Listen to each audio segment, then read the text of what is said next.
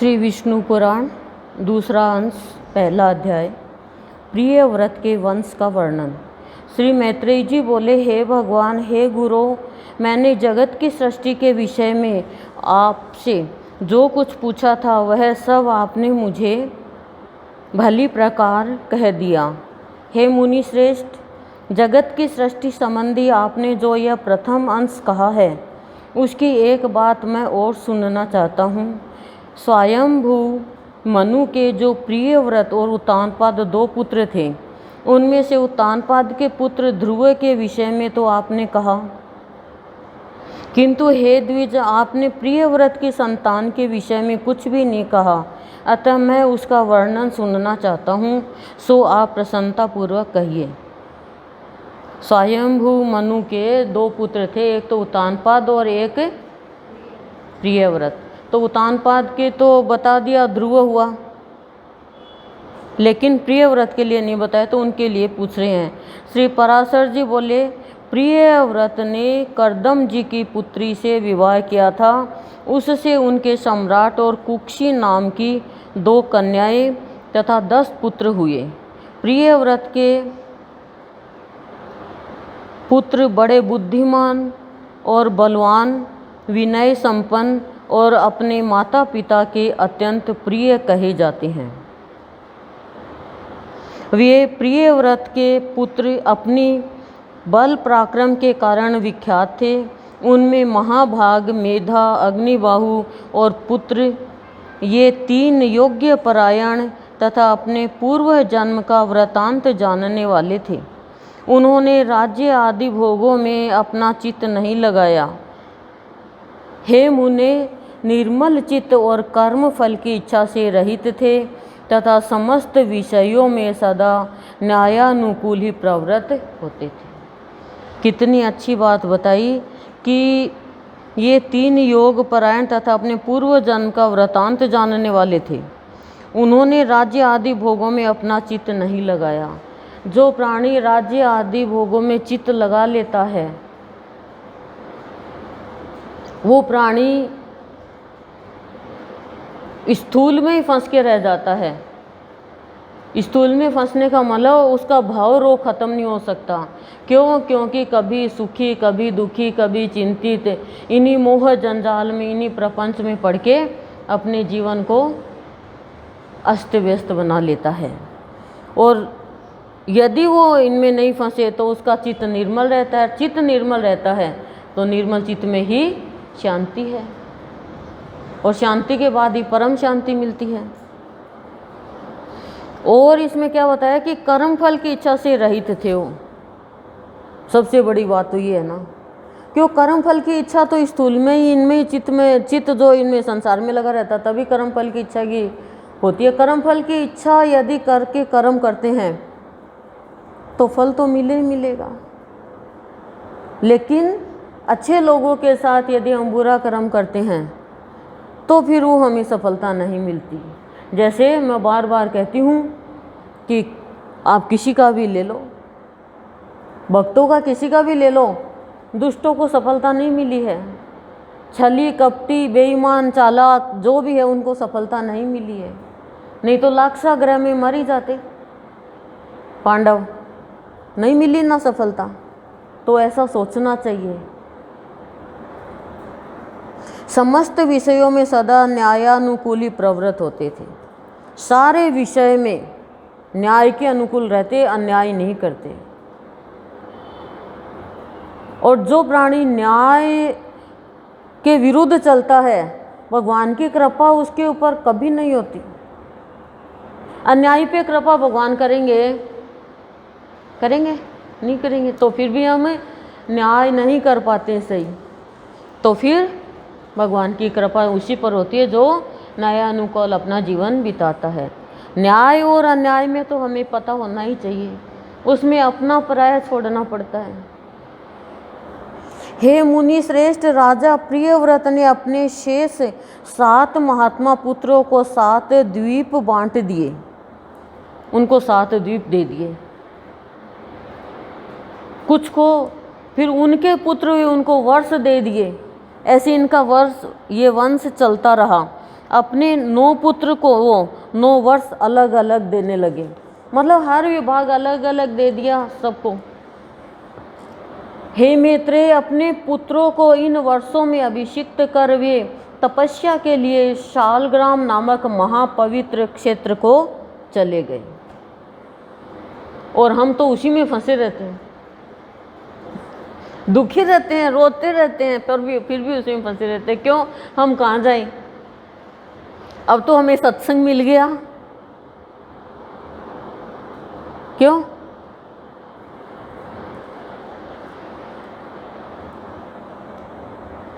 हे मुने, यही इस वराह कल्प में सबसे पहले मन्वंतराधिप स्वयं भू मनु का वंश है, जिसने उस समय इस संपूर्ण संसार को व्याप्त किया हुआ था।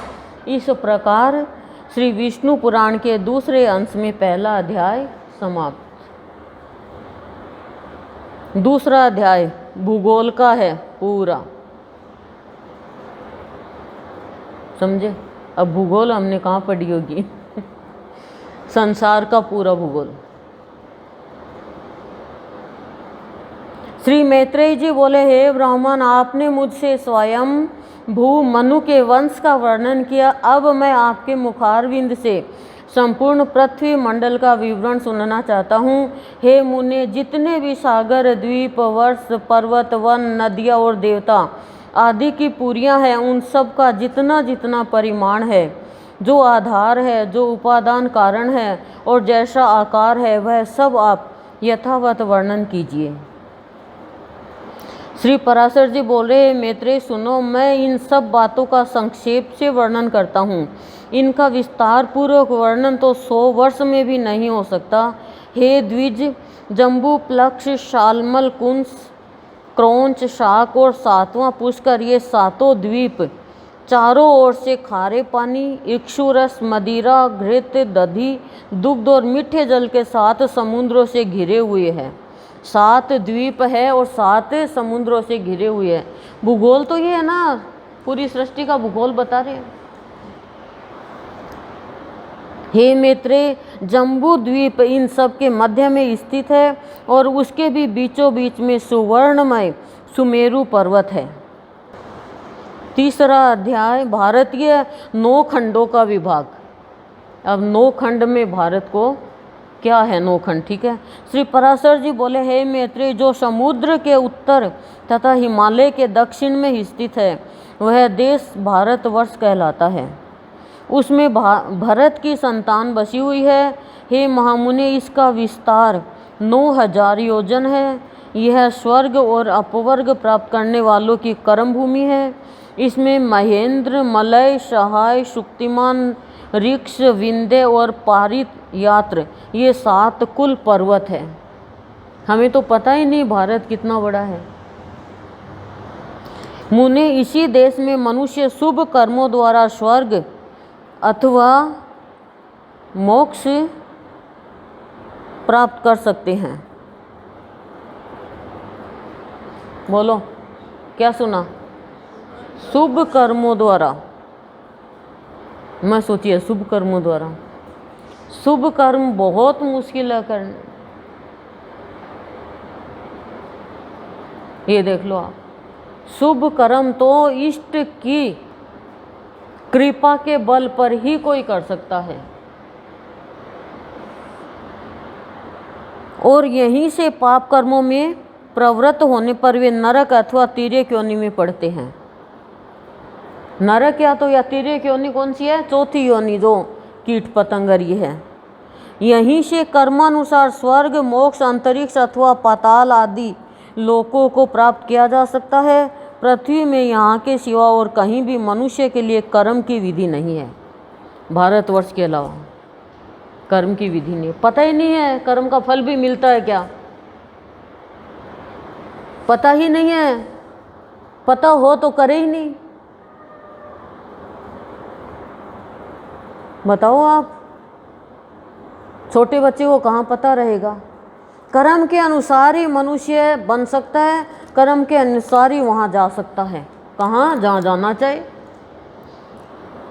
इस भारतवर्ष के 9 भाग है, उनके नाम ये है।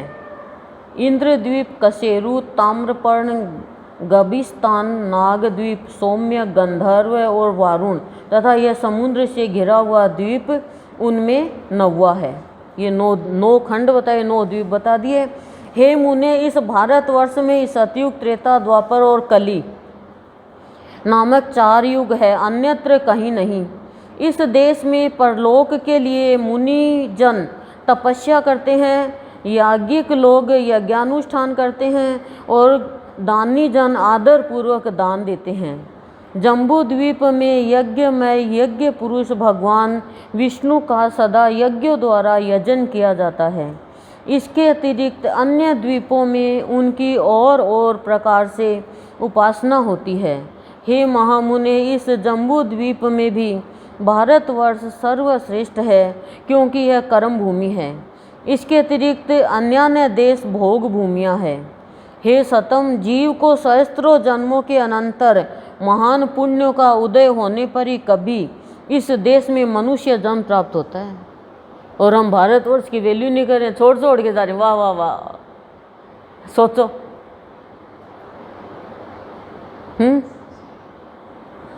देवगण भी निरंतर यही गान करते हैं कि जिन्होंने स्वर्ग और अपवर्ग यानी मुक्ति के मार्गभूत भारतवर्ष में जन्म लिया है, वे पुरुष हम देवताओं की अपेक्षा भी अधिक धन्य बड़भागी है, देवताओं की अपेक्षा भी। और यहाँ पे कोसते रहते हैं, आनंद से रहना, आनंद से जीना आता ही नहीं है। क्या करें?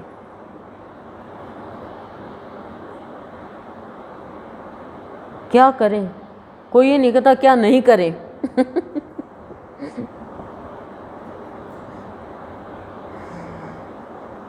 देवतागण भी निरंतर यही गान करते हैं कि जिन्होंने स्वर्ग और अपवर्ग के मार्गभूत भारतवर्ष में जन्म लिया है, वे पुरुष हम देवताओं की अपेक्षा भी अधिक धन्य बड़भागी है। जो लोग इस कर्म भूमि में जन्म लेकर अपने फलाकांक्षा से रहित कर्मों को परमात्मा स्वरूप श्री विष्णु भगवान को अर्पण करने से निर्मल यानी पाप पुण्य से रहित होकर उन अनंत में ही लीन हो जाते हैं, वे धन्य हैं।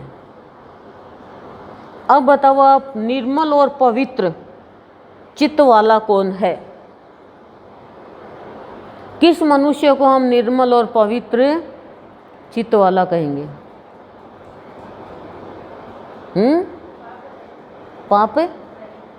पाप रहित और पुण्य सहित।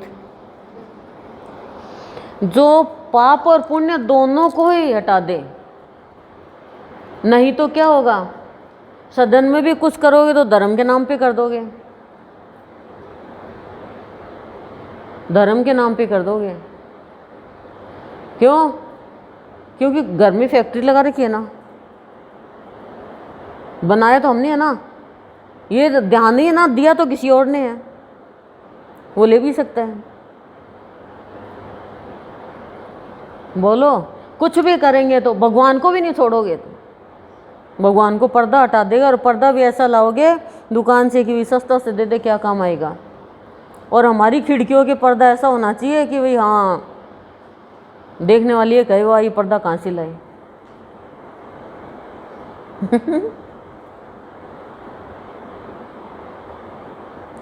सोचो तो कौन है निर्मल, पवित्र, शुद्ध चित्त वाला? किसे कहेंगे? पाप और पुण्य दोनों को ही हटा दे, कोई दोनों से रहित हो जाए। नहीं तो पुण्य करोगे तो पाप भी होगा,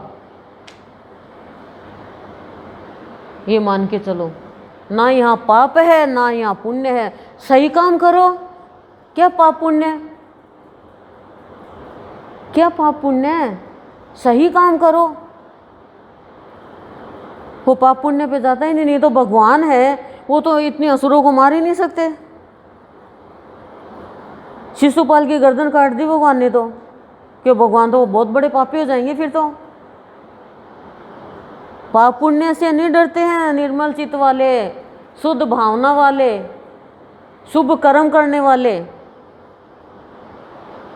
अन्याय को अंत करना और न्याय पूर्वक कार्य करना उनका ध्येय होता है। समझे क्या?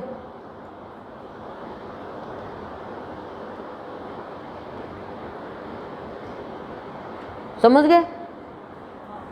हे मैत्रेय, इस प्रकार लाख योजन के विस्तार वाले नव वर्ष विशिष्ट इस जम्बू द्वीप का मैंने तुमसे संक्षेप से वर्णन किया।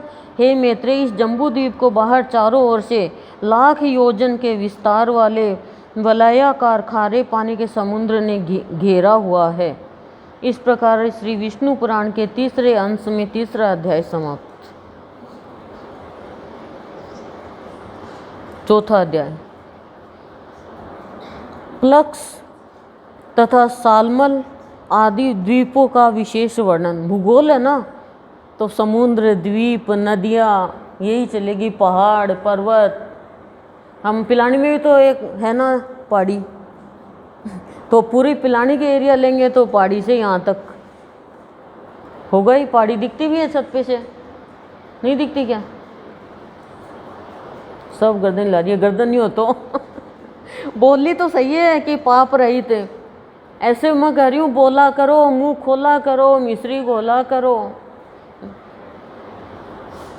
श्री पराशर जी बोले, जिस प्रकार जम्बू द्वीप क्षार समुद्र से घिरा हुआ है, उसी प्रकार क्षार समुद्र को घेरे हुए प्लक्स द्वीप स्थित है। जम्बू द्वीप का विस्तार 1,00,000 योजन है। हे ब्राह्मण, प्लक्स द्वीप का उससे दूना कहा जाता है। प्लक्स द्वीप के स्वामी मेघातिथि के 7 पुत्र हुए। उनमें सबसे बड़ा शांत है था और उससे छोटा शिशिर। उनके अनंतर क्रमशः सुखोदय, आनंद, शिव और क्षेमक थे तथा 7वां ध्रुव था। ये सब प्लक्स द्वीप के अधीश्वर हुए।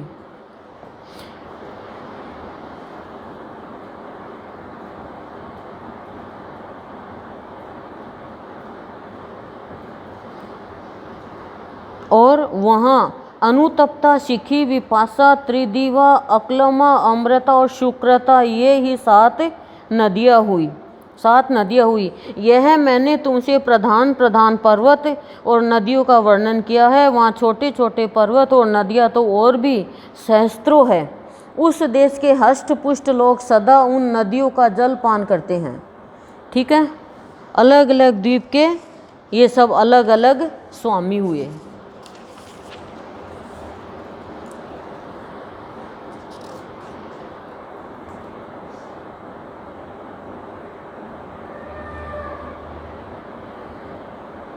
सात द्वीप 7 समुद्र से घिरे हुए हैं और वे द्वीप तथा उन्हें घेरने वाले समुद्र परस्पर समान है और उत्तरोत्तर दूने होते गए हैं।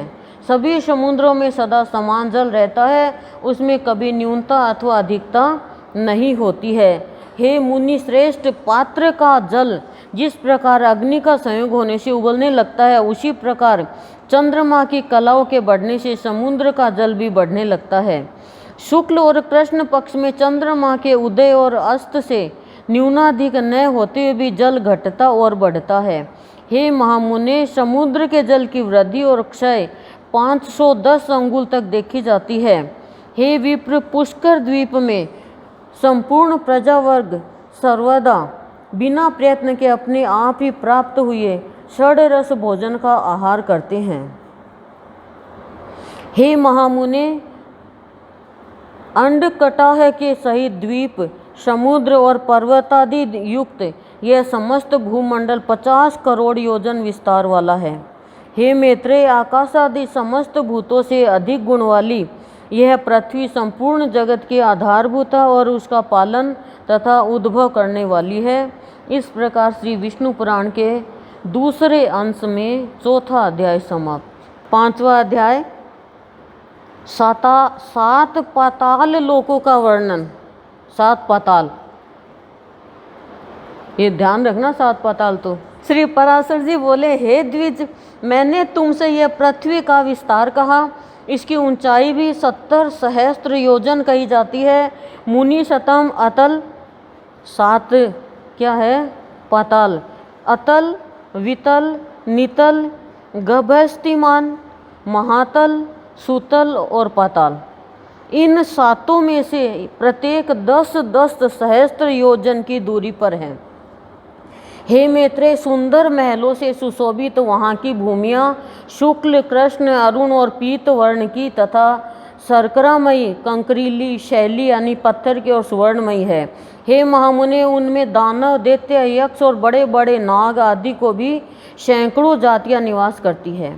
एक बार नारद जी ने पाताल लोक से स्वर्ग में आकर वहाँ के निवासियों से कहा था कि पाताल तो स्वर्ग से भी अधिक सुंदर है, जहाँ नागगण के आभूषणों में सुंदर प्रभायुक्त आह्लादकारिणी शुभ्र मणियाँ जड़ी हुई है, उस पाताल को किसके समान कहें। पातालों के नीचे विष्णु भगवान का शेष नामक जो तमोमय विग्रह है, उसके गुणों का दैत्य अथवा दानवगण भी वर्णन नहीं कर सकते। इनके गुणों का अंत गंधर्व, अप्सरा, सिद्ध, किन्नर, नाग और चारण आदि कोई भी नहीं पा सकते, इसलिए वे अविनाशी देव अनंत कहलाते हैं। शेष नाग के लिए बोले, जिनका नाग वसुओं द्वारा लेपित हरिचंदन पुनः पुनः श्वास वायु से छूट छूट कर दिशाओं को सुगंधित करता रहता है, जिनकी आराधना से पूर्वकालीन महर्षि गर्ग ने समस्त ज्योतिर्मंडल, ग्रह, नक्षत्रादि और शकुन, अपशकुन आदि नैमित्तिक फलों को तत्वतः जाना था, उन नाग श्रेष्ठ शेष जी ने इस पृथ्वी को अपने मस्तक पर धारण किया हुआ है, जो स्वयं भी देव, असुर और मनुष्यों के सहित संपूर्ण लोकमाला, पाताल आदि समस्त लोकों को धारण किए हुए हैं। इस प्रकार श्री विष्णु पुराण के दूसरे अंश में 5वां अध्याय समाप्त। सोच जल्दी जल्दी करें। 6ठा अध्याय, ध्यान से सुना। भिन्न भिन्न नरकों का तथा भगवान नाम के महात्म्य का वर्णन। नरक में नहीं जाना हमें, इसलिए ध्यान से सुनना, ठीक है। श्री पराशर जी बोले, हे विप्र, तदंतर पृथ्वी और जल के नीचे नरक है, जिनमें पृथ्वी और जल, पृथ्वी के नीचे जल, जल के नीचे नरक, जिनमें पापी लोग गिराए जाते हैं। कौन? पापी लोग, धर्मात्मा लोग नहीं। हे महामुने, उनका विवरण सुनो। किस पाप के कारण कौन सा नरक मिलता है? रौरव, सूकर, रोध, ताल, विषसन, महाजवाल, तप्त कुंभ, लवण, विलोहित, रुधिराम्ब, वैतरणी, क्रमिश, क्रमी भोजन, ऐसी पत्रवन, कृष्ण, लालाभक्ष, दारुण, पूय वह पाप, वहिंज्वाल, अधशिरा, संदस, कालसूत्र, तमस, अविची, स्वभोजन, अप्रतिष्ठ और अपृचि, ये सब तथा इनके सिवा और भी अनेकों महाभयंकर नरक है, जो यमराज के शासनाधीन है और अति दारुण शस्त्र भय तथा अग्नि भय देने वाले हैं, और जिनमें जो पुरुष पापरत होते हैं वे ही गिरते हैं। कितने सारे नरक, और भी वो नरक कितने बना दिए, बोलो। लोक तो है साथ ही, और नरक एक्स्ट्रा। जो पुरुष कुट साक्षी यानी झूठी गवाह अर्थात जानकर भी न बतलाने वाला या कुछ का कुछ कहने वाला होता है, अथवा जो पक्षपात से यथार्थ नहीं बोलता यानी सही नहीं बोलता, और जो मिथ्या भाषण करता है, वह रौरव नरक में जाता है। अब देख लो, आपने किया होगा ये सब ने काम, और अब भी कर रही है। मैं फिर से पढ़ूंगी ये, चाहे मेरे को 10 दिन लगे। झूठी गवाह देने वाला, सत्य बात जानकर भी नहीं बताने वाला और कुछ का कुछ बताने वाला, अथवा जो पक्षपात से वास्तविक नहीं बोलता है, पक्षपात करके सही बात नहीं बोलता है, झूठी बात बोलता है, और जो झूठा भाषण करता है, वह रौरव नरक में जाता है। अब आप देख लेना, आपको रौरव नरक में जाना है तो अभी तक कर दे, उसके लिए तो माफ़ी मांगो, आगे के लिए सचेत हो जाओ। हे मुनि सतम, बहुत भयंकर होता है ये रौरव नरक, बहुत भयंकर होता है। हे मुनि सतम, भ्रूण यानी गर्भ नष्ट करने वाले, ग्राम नाशक और गो हत्यारे लोग रोध नामक नरक में जाते हैं, जो श्वासोच्छ्वास को रोकने वाला है, श्वास को भी रोक देते हैं, घुटन होती है मतलब। देख लो, 2 नरक का बता दिया, दोबारा नहीं पढ़ना ना।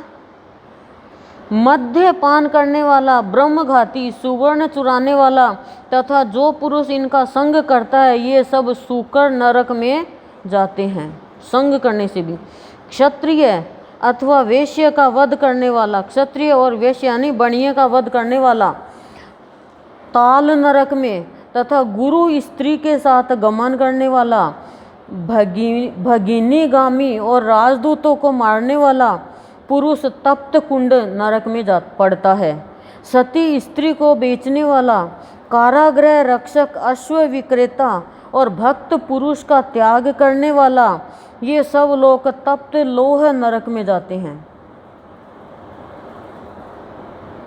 पुत्र वधू और पुत्री के साथ विषय करने वाला पुरुष महा ज्वाल नरक में गिराया जाता है, तथा जो नराधम गुरुजनों का अपमान करने वाला और उनसे दुर्वचन बोलने वाला होता है, तथा जो वेद की निंदा करने वाला, वेद बेचने वाला या अगम्य स्त्री से संभोग करता है, हे द्विज, वे सब लवण नरक में जाते हैं। कितने गंदे गंदी बताइए, देखो। फिर भी मनुष्य समझ जाए तो अच्छी बात है। चोर तथा मर्यादा का उल्लंघन करने वाला पुरुष विलोहित नरक में जाता है। देव, द्विज और पितृगण से द्वेष करने वाला तथा रत्न को दूषित करने वाला क्रमी भक्ष नरक में, और अनिष्ट यज्ञ करने वाला क्रमीश नरक में जाता है। यानी कीड़े कीड़े बनते हैं वहाँ पे, कीड़े खा जाते हैं उसको, कीड़ों को दे देते हैं उसको। जो नराधम यानी जो पापी पितृगण, देवगण और अतिथियों को छोड़कर उनसे पहले भोजन कर लेता है, वह अति उग्र लाला भक्ष नरक में पड़ता है। लाला भक्ष नरक में पड़ता है, समझ रहे हो। अब इनमें क्या पीड़ा होती है ये बता दें तो बेहोश हो जाओ सारी जनी, पर बेहोश होने की ज़रूरत नहीं है, ये चीज़ें छोड़ने की ज़रूरत है। और बाण बनाने वाला वेदक नरक में जाता है। बाण भी कोई बना, मतलब गलत चीज़ कोई बनाता है तो। जो मनुष्य करणी नामक बाण बनाते हैं और जो खड्गादि शस्त्र बनाने वाले हैं, वे अति दारुण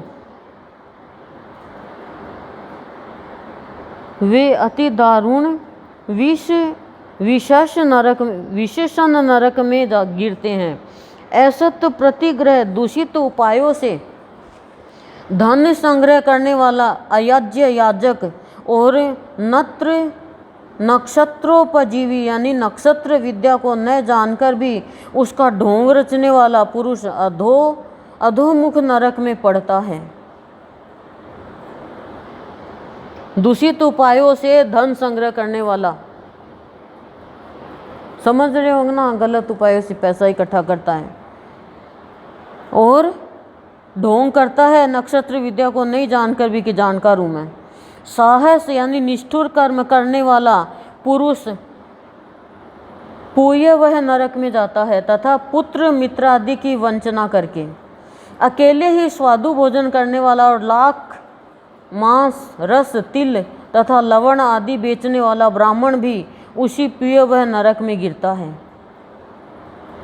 लाख मांस, रस, तिल तथा लवण यानी नमक आदि बेचने वाला ब्राह्मण भी उसी पूय वह नरक में गिरता है।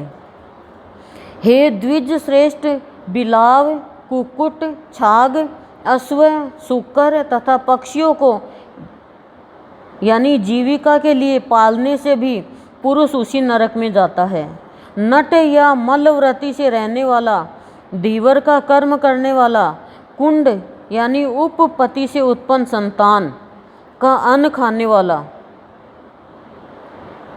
विष देने वाला, चुगलखोर, स्त्री की असद वृत्ति के आश्रय रहने वाला, धन आदि के लोभ से बिना पर्व के अमावस्या आदि पर्व दिनों का कार्य कराने वाला द्विज, घर में आग लगाने वाला, मित्र की हत्या करने वाला, शकुन आदि बताने वाला, ग्राम का पुरोहित तथा सोम यानी मदिरा बेचने वाला, ये सब रुधिरांध नरक में गिरते हैं। और करो चुगली। देखो कितना खाया, कितनी सारी बातें बता दी, सब कुछ ही बता दिया, गलत काम छोटा सा लेकर बड़ा तक। यज्ञ अथवा ग्राम को नष्ट करने वाला पुरुष वैतरणी नरक में जाता है, तथा जो लोग वीर्य पातादि करने वाले, खेतों की बाढ़ तोड़ने वाले, अपवित्र और छल वृत्ति के आश्रय रहने वाले होते हैं, वे कृष्ण नरक में गिरते हैं। जो वृथा ही वनों को काटता है वह असी पत्र वन नरक में पड़ जाता है। मेसोप जीवी यानी गडरिया और व्याधगण विहन ज्वाल नरक में गिरते हैं। तथा हे द्विज, जो कच्चे घड़ों अथवा ईंट आदि को पकाने के लिए उनमें अग्नि डालते हैं, वे भी उस नरक में ही जाते हैं। कौन से? व्यहीन ज्वाल नरक में। व्रतों को लोप करने वाले तथा अपने आश्रम से पतित दोनों ही प्रकार के पुरुष संदंस नामक नरक में गिरते हैं। जिन ब्रह्मचारियों का दिन में तथा सोते समय बुरी भावना से वीर्यपात हो जाता है, अथवा जो अपने पुत्रों से पढ़ते हैं, वे लोग स्वभोजन नरक में गिरते हैं। इस प्रकार ये तथा अन्य सैकड़ों हजारों नरक है, जिनमें दुष्कर्मी लोग नाना प्रकार की यातनाएं भोगा करते हैं। इन उपर्युक्त पापों के समान और भी सहस्त्रों पाप कर्म है, उनके फल मनुष्य भिन्न भिन्न नरकों में भोगा करते हैं। जो लोग अपने वर्णाश्रम धर्म के विरुद्ध मन वचन अथवा कर्म से कोई आचरण करते हैं, वे नरक में गिरते हैं। अधोमुख नरक निवासियों को स्वर्ग लोक में देवगण दिखाई दिया करते हैं। कि अधोमुख नरक निवासी है, जो उसमें रह रहे हैं नरक में, उनको स्वर्ग लोक में देवगण दिखाई दिया करते हैं, और देवता लोग नीचे के लोकों में नारकी जीवों को देखते हैं। पापी लोग नरक भोग के अनंतर क्रम से स्थावर क्रमी जलचर पक्षी पशु मनुष्य धार्मिक पुरुष देवगण तथा मुमुक्षु होकर जन्म ग्रहण करते हैं। हे महाभाग, मुमुक्षु पर्यंत इन सब में दूसरों की अपेक्षा पहले प्राणी सहस्त्र गुणा अधिक है। जितने जीव स्वर्ग में है उतने ही नरक में है। जो पापी पुरुष प्रायश्चित नहीं करते वे ही नरक में जाते हैं। प्रायश्चित का बहुत बड़ा महत्व होता है। भिन्न भिन्न पापों के अनुरूप जो जो प्रायश्चित है, उन्हीं उन्हीं को महर्षियों ने वेदार्थ का स्मरण करके बताया है। हे मैत्रेय, स्वयंभू मनु आदि स्मृतिकारों ने महान पापों के लिए महान और अल्पों के लिए अल्प प्रायश्चितों की व्यवस्था की है। कभी पाप हो जाए तो प्रायश्चितों की भी व्यवस्था की है, किंतु जितने भी तपस्यात्मक और कर्मात्मक प्रायश्चित है, उन सब में श्री कृष्ण स्मरण सर्वश्रेष्ठ है। भगवान का नाम सर्वश्रेष्ठ है। जिस पुरुष के चित्त में पाप कर्म के अनंतर पश्चाताप होता है, उसके लिए ही प्रायश्चितों का विधान है। जो पश्चाताप करता वही प्रायश्चित कर सकता है। पश्चाताप ही नहीं करे, हो गया तो हो गया, तो फिर उसको तो नरक मिलेगा ही मिलेगा। पर पता तो चले हमसे गलती भी हुई है क्या, पता चलने के बाद माननी तो सही, तभी तो प्रायश्चित करेंगे ना। किंतु यह हरि स्मरण तो एकमात्र स्वयं ही परम प्रायश्चित है। कि भगवान का स्मरण तो स्वयं ही प्रायश्चित है। प्रातः काल, सायंकाल, रात्रि में अथवा मध्याह्न में किसी भी समय श्री नारायण का स्मरण करने से पुरुष के समस्त पाप तत्काल क्षीण हो जाते हैं। देखो, कारण निराकरण भी बता दिया कि पाप हो गया, उसका निराकरण भी बता दिया। श्री विष्णु भगवान के स्मरण से समस्त पाप राशि के भस्म हो जाने से पुरुष मोक्ष पद प्राप्त कर लेता है। स्वर्ग लाभ तो उसके लिए विघ्न रूप माना जाता है। हे मैत्रेय, जिसका चित्त जप होम और अर्चनादि करते हुए निरंतर भगवान वासुदेव में लगा रहता है, उसके लिए इंद्र पद आदि फल तो अंतराय यानी विघ्न है। कहाँ तो पुनर्जन्म के चक्र में डालने वाली स्वर्ग प्राप्ति और कहाँ मोक्ष का सर्वोत्तम बीज वासुदेव नाम का जप। भगवान का नाम भी पापी मनुष्य ले नहीं सकता, चाहकर भी नहीं ले सकता। दुर्योधन क्या बोला कि मैं धर्म को जानता हूँ, मेरी रुचि भी है, पर मैं धर्म के रास्ते पे चल नहीं सकता। इसलिए हे मुने, श्री विष्णु भगवान का अहर्निश स्मरण करने से संपूर्ण पाप क्षीण हो जाने के कारण मनुष्य फिर नरक में नहीं जाता। चित्त को प्रिय लगने वाला ही स्वर्ग है और उसके विपरीत अप्रिय लगने वाला ही नरक है। हे द्विजोतम, पाप और पुण्य की दूसरे नाम नरक और स्वर्ग है, जबकि एक ही वस्तु सुख और दुख तथा ईर्ष्या और कोप का कारण हो जाती है, तो उसमें वस्तुता ही कहाँ है, वास्तविकता कहाँ है। मतलब क्योंकि एक ही वस्तु कभी प्रीति के कारण होती है तो वही दूसरे समय दुखदायिनी हो जाती है, और वही कभी क्रोध की हेतु होती है तो कभी प्रसन्नता देने वाली हो जाती है। अतः कोई भी पदार्थ दुखमय नहीं है और न कोई सुखमय है। ये सुख दुख तो मन के ही विकार है। अब यही पंखा सुख दे रहा है, सर्दियों में दुख का कारण हो जाएगा, तो सुख दुख ये मन का विकार है। पंखे में थोड़ी सुख दुख है, बताओ है क्या? कोई नहीं है। वही मिठाई अच्छी लगती है, बीमार होते हैं तो वही मिठाई नुकसानदायक हो जाती है। दवाई अच्छी लगती है, बीमार है तो ठीक होते तो चुपके से फेंक देते हैं कि पता ही नहीं चले। हम तो अपना ही अनुभव बताएं भैया। ज्ञान ही परब्रह्म है और वही बंधन का कारण है। परमार्थ है, ज्ञान ही परब्रह्म है और अविद्या की उपाधि से वही बंधन का कारण है। अविद्या की उपाधि से बंध गए, ज्ञान हो गया लेकिन अविद्या की उपाधि से बंध गए तो वही बंधन का कारण है। ज्ञानी कभी बंधता ही नहीं है। ज्ञान का मतलब स्वतंत्र, ज्ञान का मतलब पास होना, और उसी में बंध गया। भाई चढ़ावा दो, मेरा सम्मान हो, मेरा आदर हो, ये हो वो हो, चमत्कार दिखाने लग जाए तो अविद्या का कारण हो गया। यह संपूर्ण विश्व ज्ञानमय ही है, ज्ञान से भिन्न और कोई वस्तु नहीं है। हे मैत्रेय, विद्या और अविद्या को भी तुम ज्ञान ही समझो। अविद्या का ज्ञान हो जाएगा तो विद्या ले ही लोगे। विद्या का ज्ञान है, अविद्या का ज्ञान नहीं है कि अविद्या क्या है।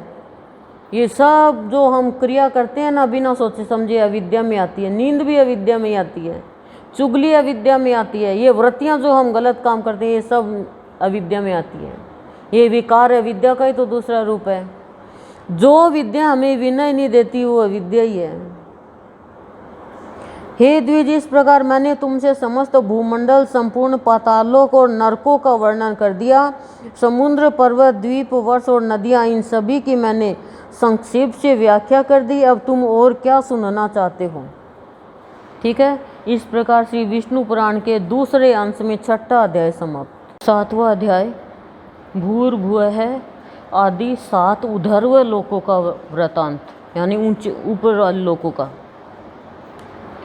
श्री मैत्रेय जी बोले, ब्राह्मण, आपने मुझसे समस्त भूमंडल का वर्णन किया। हे मुने, अब मैं भूवर्लोक आदि समस्त लोकों के विषय में सुनना चाहता हूँ। हे महाभाग, मुझ जिज्ञासु से आप ग्रहगण की स्थिति तथा उनके परिमाण आदि का यथावत वर्णन कीजिए। श्री पराशर जी बोले, जितनी दूर तक सूर्य और चंद्रमा की किरणों का प्रकाश जाता है, समुद्र, नदी और पर्वत आदि से युक्त उतना प्रदेश पृथ्वी कहलाता है। हे द्विज, जितना पृथ्वी का विस्तार और परिमंडल यानी घेरा है, उतना ही विस्तार और परिमंडल भूवर्लोक का भी है।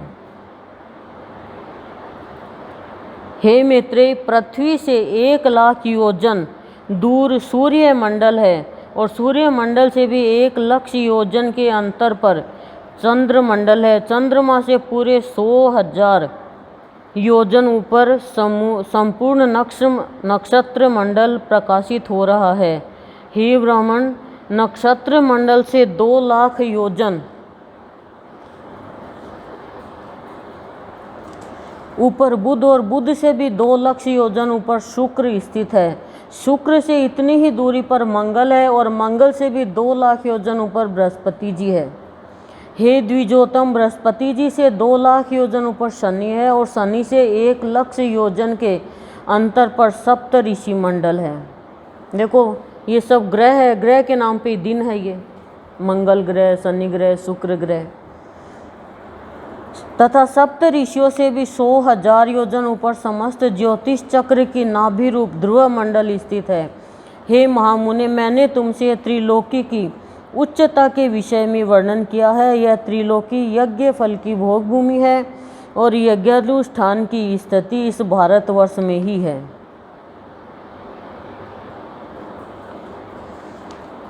ध्रुव से 1 करोड़ योजन ऊपर महेरलोक है। भूवरलोक, महेरलोक कल बताया था ना 7 लोक, जहाँ कल्पांत पर्यंत रहने वाले भृगु आदि सिद्धगण रहते हैं। हे मैत्रेय, उससे भी 2 करोड़ योजन ऊपर जनलोक है। जन तपय बताया था ना, मह, जिसमें ब्रह्मा जी के प्रख्यात पुत्र निर्मल चित्त सनकादि रहते हैं। जनलोक में 4 अर्थात 8 करोड़ योजन ऊपर तपलोक है। वहाँ वैराज नामक देवगणों का निवास है, जिनका कभी दाह नहीं होता। तपलोक से 6 गुना अर्थात 12 करोड़ योजन के अंतर पर सत्यलोक सुशोभित है, जो ब्रह्मलोक ही कहलाता है, ब्रह्मलोक भी कहलाता है, और जिसमें फिर न मरने वाले अमरगण निवास करते हैं, जिसमें फिर न मरने वाले अमरगण निवास करते हैं। किसमें? सत्यलोक में। जो भी पार्थिव वस्तु चरण संचारक के योग्य है वह भूरलोक है, भूलोक ही है हमारा। उसका विस्तार मैं कह चुका हूँ। हे मुनि श्रेष्ठ, पृथ्वी और सूर्य के मध्य में जो सिद्धगण और मुनिगण सेवित स्थान है वही दूसरा भूवरलोक है। सूर्य और ध्रुव के बीच में जो 14 लाख योजन का अंतर है उसी को लोक स्थिति का विचार करने वाले ने स्वर्ग लोक कहा है। हे मैत्रेय, भूवः स्व है कृतक त्रैलोक्य कहलाते हैं, और जन, तप तथा सत्य ये तीनों एकृत लोक कहलाते हैं। यानी ये किया हुआ है, इसमें किया जाता है, और ये नहीं किया हुआ है कृतक। कृतक और अकृतक त्रिलोकियों के मध्य में महेरलोक कहा जाता है, जो कल्पना में केवल जन शून्य हो जाता है, कोई जन नहीं रहता उसमें, अत्यंत नष्ट नहीं होता, इसलिए यह कृत का कृत कहलाता है। हे मैत्रेय, इस प्रकार मैंने तुमसे 7 लोक और 7 ही पाताल कहे। इस ब्रह्मांड का बस इतना ही विस्तार है। इस प्रकार श्री विष्णु पुराण के दूसरे अंश में 7वां अध्याय समाप्त।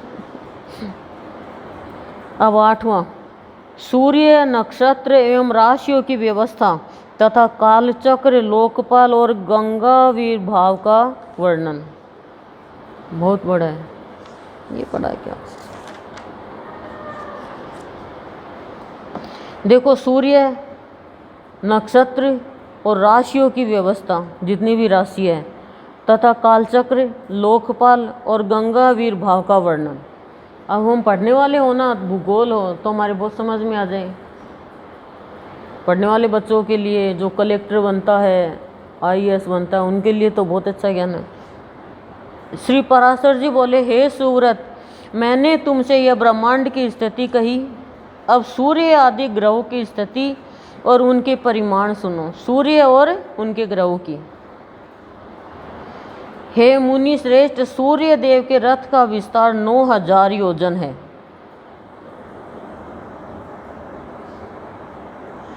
हे मैत्रेय, ज्योतिष चक्र के सहित भगवान भानु दक्षिण दिशा में प्रवेश कर छोड़े हुए बाण के समान तीव्र वेग से चलते हैं। भगवान सूर्य देव दिन और रात्रि की व्यवस्था के कारण है, और रागादि क्लेशों के क्षीण हो जाने पर वे ही क्रम मुक्ति भागी योगी जनों के देवयान नामक श्रेष्ठ मार्ग है। सूर्य के उदय और अस्त से ही पूर्व तथा पश्चिम दिशाओं की व्यवस्था हुई है। वास्तव में तो वे जिस प्रकार पूर्व में प्रकाश करते हैं उसी प्रकार पश्चिम तथा उत्तर और दक्षिण दिशाओं में भी करते हैं। सूर्य देव पर्वत सुमेरु के ऊपर स्थित ब्रह्मा जी की सभा के अतिरिक्त और सभी स्थानों को भी प्रकाशित करते हैं।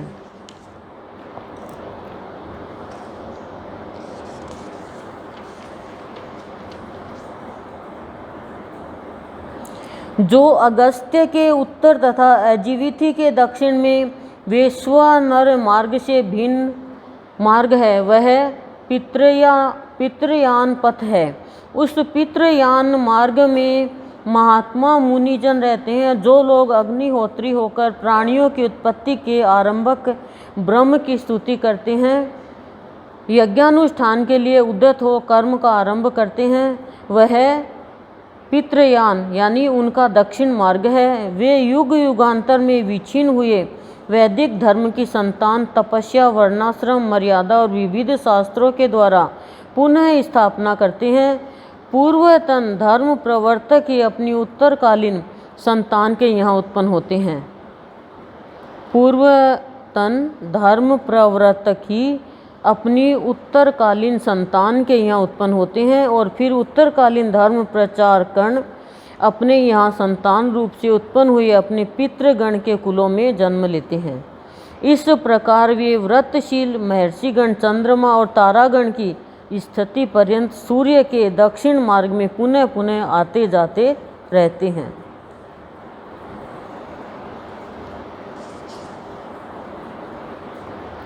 नागविथियों के उत्तर और सप्त ऋषियों के दक्षिण में जो सूर्य का उत्तरीय मार्ग है उसे देवयान मार्ग कहते हैं। उसमें जो प्रसिद्ध निर्मल स्वभाव और जितेंद्रिय ब्रह्मचारीगण निवास करते हैं, वे संतान की इच्छा नहीं करते, अतः उन्होंने मृत्यु को जीत लिया है। सूर्य के उत्तर मार्ग में 80,000 उधर्वरेता मुनिगण प्रलय काल पर्यंत निवास करते हैं। उन्होंने लोभ के असंयोग, मैथुन के त्याग, इच्छा और द्वेष की अप्रवृत्ति, कर्मानुष्ठान के त्याग, काम वासना के असंयोग और शब्दादि विषयों के दोष दर्शन इत्यादि कारणों से शुद्ध चित्त होकर अमरता प्राप्त कर ली है। भूतों के प्रलय पर्यंत स्थिर रहने को ही अमरता कहते हैं। त्रिलोकी की स्थिति के इस काल को ही अपूर्णमार यानी पुनः मृत्यु रहित कहा जाता है। हे द्विज, ब्रह्म हत्या और अश्वमेध यज्ञ से जो पाप और पुण्य होते हैं उनका फल प्रलय पर्यंत कहा गया है।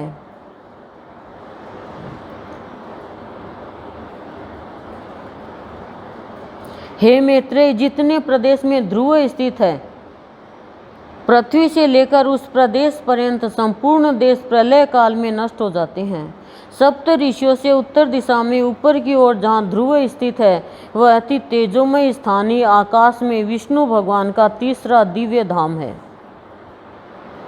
हे विप्र, पुण्य पाप के क्षीण हो जाने पर दोष पंक शून्य संयात्मा मुनिजनों का यही परम स्थान है। पाप पुण्य के निवृत्त हो जाने तथा देह प्राप्ति के संपूर्ण कारणों के नष्ट हो जाने पर प्राणीगण जिस स्थान पर जाकर फिर शोक नहीं करते, वही भगवान विष्णु का परम पद है। जहाँ भगवान की सम्मान ऐश्वर्यता से प्राप्त हुए योग द्वारा सतेज होकर धर्म और ध्रुव आदि लोक साक्षीगण निवास करते हैं, वही भगवान विष्णु का परम पद है। हे मैत्रेय, जिसमें यह भूत भविष्यत और वर्तमान चराचर जगत ओतप्रोत हो रहा है, वही भगवान विष्णु का परम पद है। जो तल्लीन योगी जनों को आकाश मंडल में देदीप्यमान सूर्य के समान सबके प्रकाश रूप से प्रतीत होता है तथा जिसका विवेक ज्ञान से ही प्रत्यक्ष होता है, वही भगवान विष्णु का परम पद है। हे द्विज, उस विष्णु पद में ही सबके आधारभूत परम तेजस्वी ध्रुव स्थित है तथा ध्रुव जी में समस्त नक्षत्रों में मेघ और मेघों में वृष्टि आश्रित है। हे महामुने, उस वृष्टि से ही समस्त सृष्टि का पोषण और संपूर्ण देव मनुष्य आदि प्राणियों की पुष्टि होती है। तदंतर गौ आदि प्राणियों से उत्पन्न दुग्ध और घृत आदि की आहुतियों से परितुष्ट अग्निदेव ही प्राणियों की स्थिति के लिए पुनः वृष्टि के कारण होते हैं। इस प्रकार विष्णु भगवान का यह निर्मल तृतीय लोक यानी ध्रुव लोक ही त्रिलोकी का आधारभूत और वृष्टि का आदि कारण है।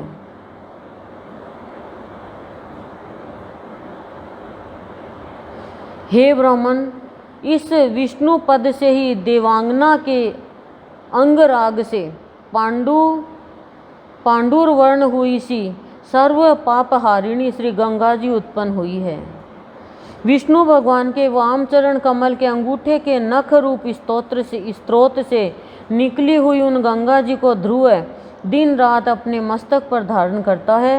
तदंतर जिनके जल में खड़े होकर प्राणायाम परायण सप्त ऋषिगण उनकी तरंग भंगी से जटा कलाप के कंपायमान होते हुए अघमर्षण मंत्र का जप करते हैं तथा जिनके विस्तृत जल समूह से आप्लावित होकर चंद्रमंडल क्षय के अनंतर पुनः पहले से ही भी अधिक कांति धारण करता है, वे श्री गंगा जी चंद्रमंडल से निकलकर मेरू पर्वत के ऊपर गिरती है और संसार को पवित्र करने के लिए चारों दिशाओं में जाती है। चारों दिशाओं में जाने से वे एक ही सीता, अलकनंदा, चक्षु और भद्रा इन चार भेदों वाली हो जाती है, जिसके अलकनंदा नामक दक्षिणीय भेद को भगवान शंकर ने अत्यंत प्रीतिपूर्वक 100 वर्ष से भी अधिक अपने मस्तक पर धारण किया था, जिसने श्री शंकर के जटा कलाप से निकलकर पापी सगर पुत्रों के अस्थि चूर्ण को आप्लावित कर उन्हें स्वर्ग में पहुंचा दिया।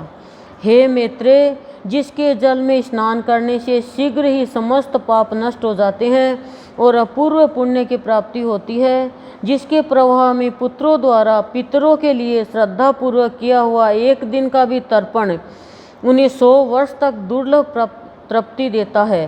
हे द्विज, जिसके तट पर राजाओं ने महायज्ञों से यज्ञेश्वर भगवान पुरुषोत्तम का यजन करके यह लोक और स्वर्ग लोक में परम सिद्धि लाभ की है, जिसके जल में स्नान करने से निष्पाप हुए यतिजनों ने भगवान केशव में चित्त लगाकर अच्युतम निर्वाण पद प्राप्त किया है, जो अपना श्रवण, इच्छा, दर्शन, स्पर्श, जलपान, स्नान तथा यशोगान करने से भी नित्य प्रति प्राणियों को पवित्र करती रहती है, तथा जिसका गंगा गंगा ऐसा नाम 100 योजन की दूरी से भी उच्चारण किए जाने पर जीव के 3 जन्मों के संचित पापों को नष्ट कर देता है।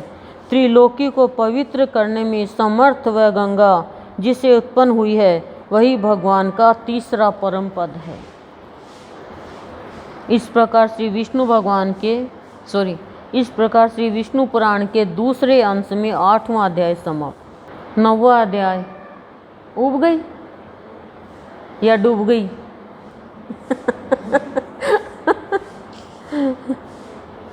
उब गई या डूब गई? कहो गुरु माँ आपने खूब कही। ज्योतिष चक्र और शिशुमार चक्र।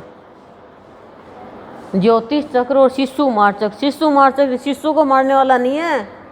शिशुमार चक्र है नक्षत्र मंडल, जिसको विष्णु का भी एक नाम बोलते हैं। और ज्योतिष चक्र है नभ मंडल में स्थित मेषादि 12 राशियों तथा नक्षत्रों का मंडल। अब नक्षत्र पे 4 हैं हम, ठीक है। नक्षत्र मंडल यानी तारा मंडल, जहाँ सूर्य चंद्रमा सब है। श्री पराशर जी बोले, आकाश में भगवान विष्णु का जो शिशुमार यानी गिरगिट अथवा गोधा के समान आकार वाला तारामय स्वरूप देखा जाता है। तारामय स्वरूप समझ गए, छोटा सा। उसके पूछ भाग में ध्रुव अवस्थित है यानी अटल है। यह ध्रुव स्वयं घूमता हुआ चंद्रमा और सूर्य आदि ग्रहों को घुमाता। ध्रुव तारा है ना, शादी होती है फिर वो ध्रुव तारा दिखाते हैं ज़्यादातर, और झूठी मूठी होते हैं। हाँ, ध्रुव तारा दिखे भी नहीं भी दिखे, लेकिन वो एक शगुन होता है, दिखाने वाले को नहीं पता रहता है ध्रुव तारा है कहाँ। उस भ्रमणशील ध्रुव के साथ नक्षत्र गण भी चक्र के समान घूमते रहते हैं। सूर्य, चंद्रमा, तारे, नक्षत्र और अन्य समस्त ग्रहगण वायुमंडल में डोरी से ध्रुव के साथ बंधे हुए हैं।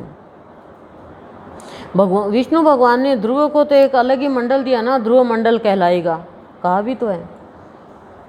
मैंने तुमसे आकाश में ग्रहगण के जिस शिशुमार स्वरूप का वर्णन किया है, अनंत तेज के आश्रय स्वयं भगवान नारायण ही उसके हृदय स्थित आधार है। उत्तानपाद के पुत्र ध्रुव ने उन जगतपति की आराधना करके तारामय शिशुमार के पूछ स्थान में स्थिति प्राप्त की है। शिशुमार के आधार यानी विष्णु भगवान का ही नाम है। आधार सर्वेश्वर श्री नारायण है। शिशुमार यानी जो नक्षत्र है, तारामंडल है, उनको सर्वेश्वर नारायण ही आधार है। शिशुमार ध्रुव का आश्रय है और ध्रुव में सूर्य देव स्थित है, ध्रुव लोक में सूर्य देव स्थित है। तथा हे विप्र, जिस प्रकार देव, असुर और मनुष्य आदि के सहित यह संपूर्ण जगत सूर्य के आश्रित है, वह तुम एकाग्र होकर सुनो। सूर्य के आश्रित है, वो एकाग्र होकर सुनो। सूर्य के बारे में भी तो नॉलेज तो होना ही चाहिए। आप तो सोचो बस सूर्य चमकता ही है। सूर्य 8 मास तक अपनी किरणों से 6 रसों से, रसों यानी रसों नहीं, रस, 6 रसों से युक्त जल को ग्रहण करके उसे 4 महीने में बरसा देता है। उससे अन्न की उत्पत्ति होती है और अन्न ही से संपूर्ण जगत पोषित होता है। सूर्य ही तो भाप बना के ऊपर खींचता है ना। सूर्य अपनी तीक्ष्ण रश्मियों से संसार का जल खींचकर उससे चंद्रमा का पोषण करता है और चंद्रमा आकाश में वायुमय नाड़ियों के मार्ग से उसे धूम, अग्नि और वायुमय मेघों में पहुंचा देता है। देखो पूरा नक्षत्र मंडल कैसे काम करता है। यह चंद्रमा द्वारा प्राप्त जल मेघों से तुरंत ही भ्रष्ट नहीं होता, इसलिए अभ्र कहलाता है। हे मैत्रेय, काल जनित संस्कार के प्राप्त होने पर यह अभ्रष्ट जल निर्मल होकर वायु की प्रेरणा से पृथ्वी पर बरसने लगता है। सब अपना अपना कार्यरत पे, चंद्रमा, सूरज, तारामंडल, ध्रुव है सब। हे मुने, भगवान सूर्य देव नदी, समुद्र, पृथ्वी तथा प्राणियों से उत्पन्न इन 4 प्रकार के जलों का आकर्षण करते हैं तथा आकाश गंगा के जल को ग्रहण करके वे उसे बिना मेघादि के अपनी किरणों से ही तुरंत पृथ्वी पर बरसा देते हैं।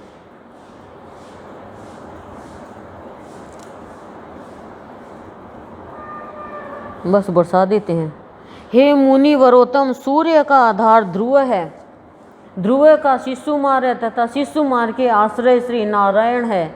उस शिशुमार के हृदय में श्री नारायण स्थित है, जो समस्त प्राणियों के पालन करता तथा आदिभूत सनातन पुरुष है। इस प्रकार से विष्णु पुराण के दूसरे अंश में 9वां अध्याय समाप्त। 10वां अध्याय करो। 10वां अध्याय, द्वादश सूर्यों के नाम, द्वादश यानी 12 एवं अधिकारियों का वर्णन। ठीक है। श्री पराशर जी बोले, आरोह है और अवरोह है। आरोह है यानी नीचे से ऊपर जाना, अवरोह यानी ऊपर से नीचे आना। आरोह और अवरोह के द्वारा सूर्य की 1 वर्ष में जितनी गति है, उस संपूर्ण मार्ग की दोनों काष्ठाओं का अंतर 180 मंडल है।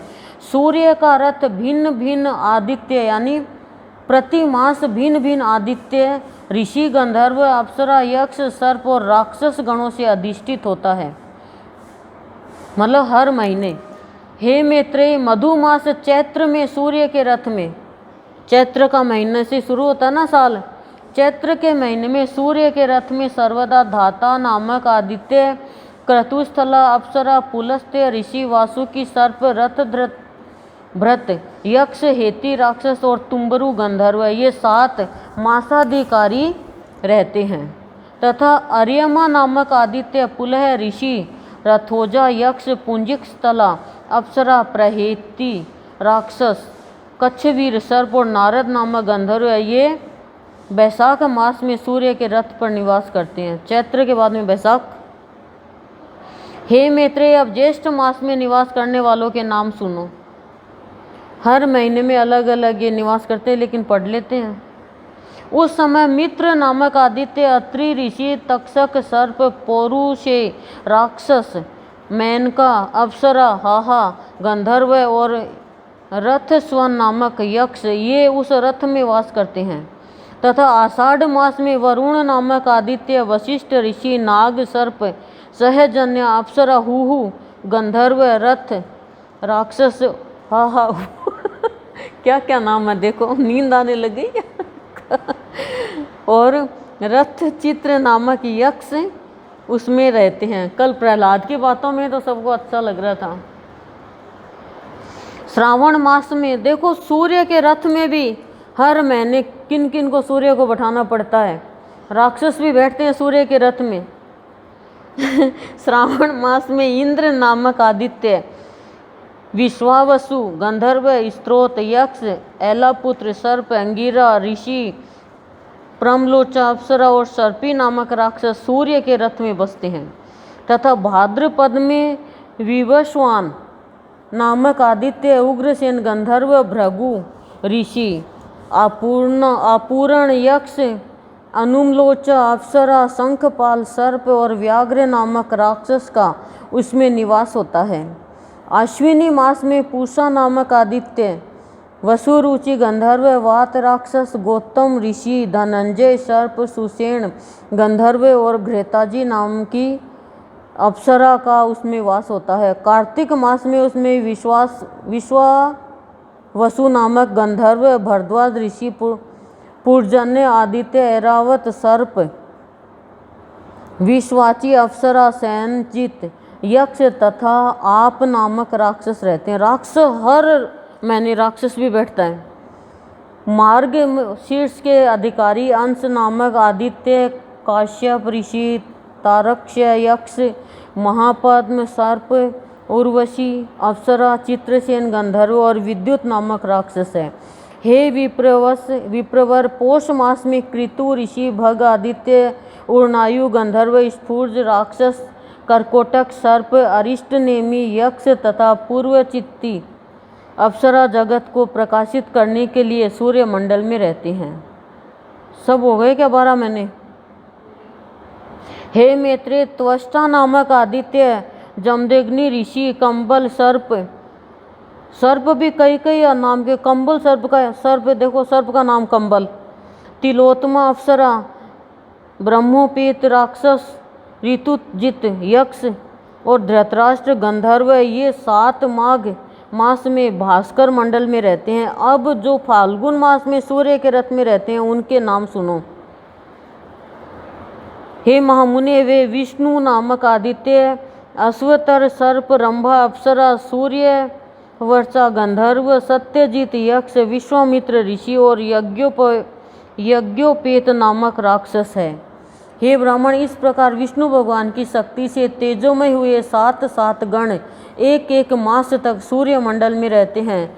मुनिगण सूर्य की स्तुति करते हैं, गंधर्व सम्मुख रहकर उनका यशोगान करते हैं, अप्सरा नृत्य करती है, राक्षस रथ के पीछे चलते हैं, सर्प वहन करने के अनुकूल रथ को सुसज्जित करते हैं और यक्षगण रथ की बागडोर संभालते हैं तथा नित्य सेवक बाल खिल्यादि इसे सब ओर से घेरे रहते हैं। बाल खिल्यादि कौन है पता है? पुराण के अनुसार ब्रह्मा के रोमकूप से उत्पन्न 60,000 ऋषि, जो अंगूठे के बराबर। बोलो, हे मुनि सतम, सूर्य मंडल के ये 7 गण ही अपने अपने समय पर उपस्थित होकर शीत, ग्रीष्म और वर्षा आदि के कारण होते हैं। यही शीत, वर्षा, गर्मी इनके कारण होते हैं। इस प्रकार श्री विष्णु पुराण के दूसरे अंश में 10वां अध्याय समाप्त। 11वां अध्याय सूर्य शक्ति एवं वैष्णवी शक्ति का वर्णन। श्री मैत्रेय जी बोले, भगवान आपने जो कहा कि सूर्य मंडल में स्थित 7 गण शीत, ग्रीष्म आदि के कारण होते हैं, सो मैंने सुना। हे गुरु, आपने सूर्य के रथ में स्थित और विष्णु शक्ति से प्रभावित गंधर्व, सर्प, राक्षस, ऋषि, बाल खिल्यादि, अप्सरा तथा यक्षों के तो पृथक पृथक व्यापार बतलाए, किंतु हे मुने, यह नहीं बतलाया कि सूर्य का कार्य क्या है। कि सूर्य के रथ में बैठे, लेकिन सूर्य का कार्य क्या है? यदि 7 गण ही शीत, ग्रीष्म और वर्षा के करने वाले हैं तो फिर सूर्य का क्या प्रयोजन है? और यह कैसे कहा जाता है कि वृष्टि सूर्य से होती है? यदि 7 गणों का यह वृष्टि आदि कार्य समान ही है तो सूर्य उदय हुआ, अब मध्य में है, अब अस्त होता है, ऐसा लोग क्यों कहते हैं? भी ये रथ में जो 7 लोग बैठते हैं अधिकारी, इन्हीं के कारण से सब कुछ होता है। तो पराशर जी कह रहे हैं, हे मैत्रेय, जो कुछ तुमने पूछा उसका उत्तर सुनो। सूर्य 7 गणों में से ही एक है, तथापि उनमें प्रधान होने से उनकी विशेषता है। भगवान विष्णु की जो सर्वशक्तिमय ऋक् यानी रचना, यजु शाम नाम की परा शक्ति है, यानी वेद नाम की ब्रह्ममयी शक्ति है। वह वेदत्रय ही सूर्य को ताप प्रदान करती है। सूर्य को भी ताप देने वाली है भगवान की रचना जो है वेदत्रयी शक्ति, और उपासना किए जाने पर संसार के समस्त पापों को नष्ट कर देती है। हे द्विज, जगत की स्थिति और पालन के लिए वे ऋक्, यजु और साम रूप विष्णु सूर्य के भीतर निवास करते हैं। प्रत्येक मास में जो सूर्य होता है उसी में वह वेद त्रय रूपिणी विष्णु की पराशक्ति निवास करती है। हर महीने विष्णु की ब्रह्ममयी शक्ति निवास करती है सूर्य में। पूर्वाह्न में ऋक्, मध्याह्न में बृहद्रथ पढ़ने नहीं आ रहा। पूर्वाह्न में ऋक्, मध्याह्न में वृद्र, थंदरादि यजु तथा सायंकाल में साम श्रुतियाँ सूर्य की स्तुति करती है। यह ऋक्, यजु, साम स्वरूपिणी वेदत्रयी भगवान विष्णु का ही अंग है। यह विष्णु शक्ति सर्वदा आदित्य में रहती है। यह त्रयीमयी वैष्णवी शक्ति केवल सूर्य ही की अधिष्ठात्री हो सो नहीं, बल्कि ब्रह्मा, विष्णु और महादेव भी त्रयीमय ही है। सर्ग के आदि में ब्रह्मा ऋंगमय है, उसकी स्थिति के समय विष्णु यजुर्मय है तथा अंत काल में रुद्र साममय है। इसलिए साम गान की ध्वनि अपवित्र मानी गई है। इस प्रकार वह त्रयीमयी सात्विकी वैष्णवी शक्ति अपने सप्त गणों में स्थित आदित्य में ही अवस्थित होती है। उससे अधिष्ठित सूर्य देव भी अपनी प्रखर रश्मियों में अत्यंत प्रज्वलित होकर संसार के संपूर्ण अंधकार को नष्ट कर देते हैं। इस प्रकार श्री विष्णु पुराण के दूसरे अंश में 11वां अध्याय समाप्त। कर दूं क्या 12वां, या भजन करोगे? बस 12वां ही है, उसके बाद में बढ़िया चालू हो जाएगा। 12वां अध्याय नवग्रहों का वर्णन, 9 ग्रह तथा लोकांतर संबंधी व्याख्यान का उपसंहार। श्री पराशर जी बोले, चंद्रमा का रथ 3 पहियों वाला है। उसके वाम तथा दक्षिण और कुंद कुसुम के समान श्वेत वर्ण 10 घोड़े जुते हुए हैं। ध्रुव के आधार पर स्थित उस वेगशाली रथ से चंद्रदेव भ्रमण करते हैं और नागवीथि पर आश्रित अश्विनी आदि नक्षत्रों का भोग करते हैं। सूर्य के समान इनकी किरणों के भी घटने बढ़ने का निश्चित क्रम है। हे मुनि श्रेष्ठ, सूर्य के समान समुद्र गर्भ से उत्पन्न हुए उसके घोड़े भी एक बार जोत दिए जाने पर एक कल्प पर्यंत रथ खींचते रहते हैं। हे मित्रे, सूर्यगण के पान करते रहने से क्षीण हुए कला मात्र चंद्रमा का प्रकाशमय सूर्यदेव अपनी एक किरण से पुनः पोषण करते हैं। जिस क्रम से देवगण चंद्रमा का पान करते हैं, उसी क्रम से जलापहारी सूर्यदेव उन्हें शुक्ला प्रतिपदा से प्रतिदिन पुष्ट करते हैं। हे मैत्रेय, इस प्रकार आधे महीने में एकत्रित हुए चंद्रमा के अमृत को देवगण फिर पीने लगते हैं, क्योंकि देवताओं का आहार तो अमृत ही है। 33,3333 देवगण चंद्रस्थ अमृत का पान करते हैं।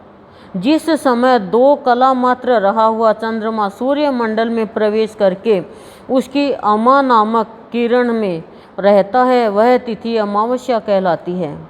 उस दिन रात्रि में वह पहले तो जल में प्रवेश करता है, फिर वृक्ष लता आदि में निवास करता है और तदंतर क्रम से सूर्य में चला जाता है। वृक्ष और लता आदि में चंद्रमा की स्थिति के समय अमावस्या को जो उन्हें काटता है अथवा उनका एक पत्ता भी तोड़ता है, उसे ब्रह्म हत्या का पाप लगता है। वृक्ष और लता आदि में चंद्रमा की स्थिति के समय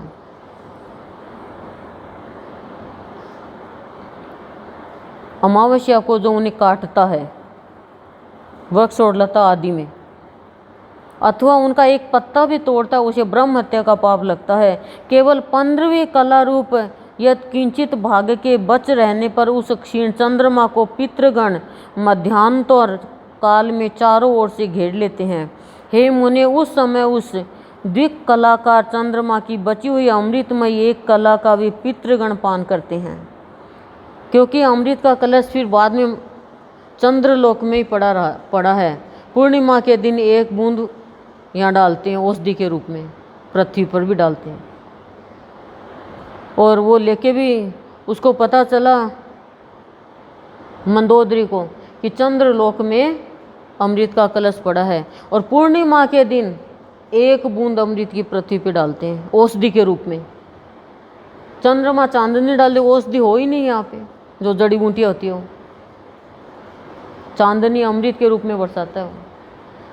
तो वो वहाँ तक पहुँच ही नहीं सकता कोई, अमृत के कलश तक एकदम उसको मंत्रित कर रखा। लेकिन मंदोदरी चली गई, क्यों? क्योंकि वो अप्सरा की पुत्री थी और एक बूंद अमृत की ले आई वो अपनी अंगूठी में, और रावण की नाभि में फिट कर दी। उसको आता नहीं था, विभीषण से करवाई। तभी तो कहा ना, गुप्त बात कभी भी भेद खोल देती है, भाई का भाई भेद खोल देता है। ये इसीलिए कहा है कि नाभि में अमृत है।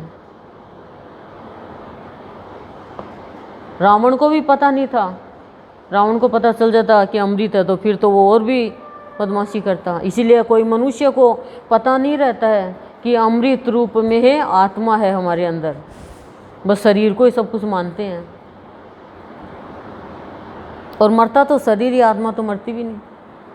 अमावस्या के दिन चंद्र रश्मि से निकले हुए उस सुधा अमृत का पान करके अत्यंत तृप्त हुए सौम्य, बहिर्षद और अग्निश्वाता 3 प्रकार के पितृगण एवं मास पर्यंत संतुष्ट रहते हैं।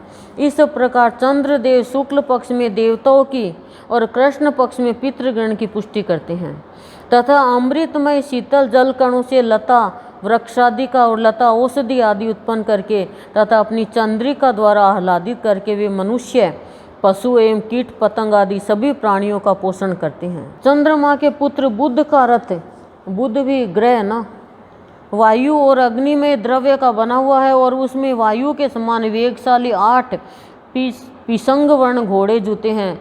वरुथ, अनुकर्ष, उपासंक और पताका तथा पृथ्वी से उत्पन्न हुए घोड़ों के सहित शुक्र का रथ भी अति महान है, तथा मंगल का अति शोभायमान सुवर्ण निर्मित महान रथ भी अग्नि से उत्पन्न हुए पद्मराग मणि के समान अरुण वर्ण 8 घोड़ों से युक्त है।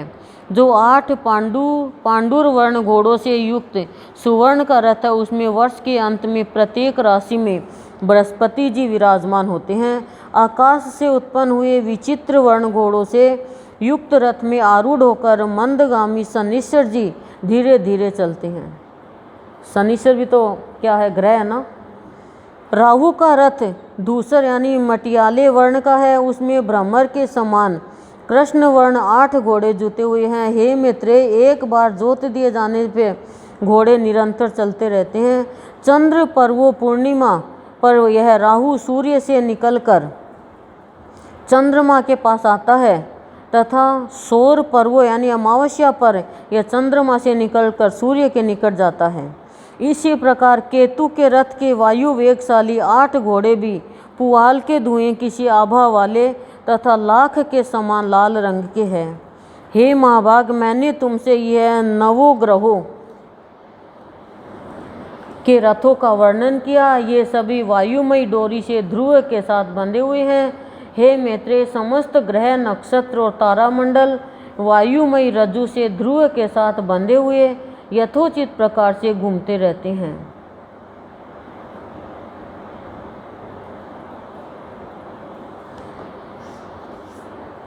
इस प्रकार मैंने तुमसे यह परमार्थ का वर्णन किया है। केवल एक ज्ञान ही सत्य है, उससे भिन्न और सब असत्य है। इसके अतिरिक्त जो केवल व्यवहार मात्र है, उस त्रिभुवन के विषय में भी मैं तुमसे कह चुका। इस ज्ञान मार्ग के अतिरिक्त मैंने कर्म मार्ग संबंधी यज्ञ, पशु विहीन समस्त ऋत्विक, सोम, सूरगण तथा स्वर्गमय कामना आदि का भी दिग्दर्शन करा दिया। भूलोक आदि के संपूर्ण भोग इन कर्म कलापों के ही फल है। यह जो मैंने तुमसे त्रिभुवनगत लोकों का वर्णन किया है, इन्हीं में जीव कर्मवश घूमा करता है। ऐसा जानकर इससे विरक्त हो मनुष्य को वही करना चाहिए जिससे ध्रुव, अचल एवं सदा एक रूप भगवान वासुदेव में लीन हो जाए। इस प्रकार श्री विष्णु पुराण के दूसरे अंश में 12वां अध्याय समाप्त है। गुरुदेव की चरणों में कोटि कोटि प्रणाम।